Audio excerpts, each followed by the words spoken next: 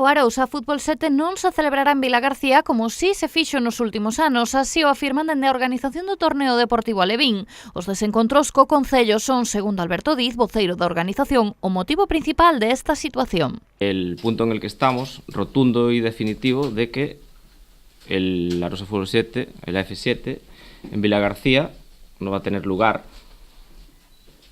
de manera definitiva, dado el curso de los acontecimientos recientes y el absoluto desencuentro con el gobierno local. El histórico de agravios que consideramos haber sufrido y que en el año pasado alcanzaron cotas inimaginables, nos pusieron en una situación de absoluto punto de no retorno, que es este de hoy.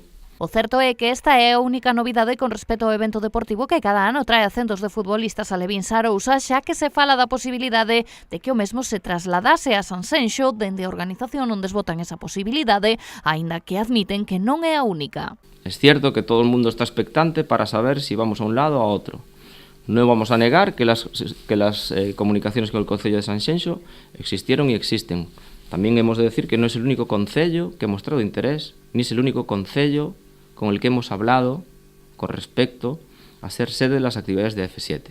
Diz negou na súa comparecencia que a colaboración de Rabella fora boa e afirma que minten cando o Concello asegurou en nota de prensa que a organización lles exixira 65.000 euros para quedarse en Vilagarcía. Cuando el Concello escuchamos decir que la colaboración es máxima, no es máxima, tampoco es mínima, pero máxima no es, porque por ejemplo en la fase final del año pasado tuvimos que pagar el alquiler de los camiones que movieron toda nuestra infraestructura logística en la instalación del Manuel Jiménez, habiendo sido solicitado el camión del Concello y no concedido. Tuvimos que pagar a un transportista privado para esa gestión, porque el F7 no pide 65.000 euros para seguir en Vilagarcía. El F7 le da conocimiento al Concello de Vilagarcía, al alcalde y al concejal, de que hay alguien, que es el Concello de Sanxenxo, dispuesto a hacer esa aportación.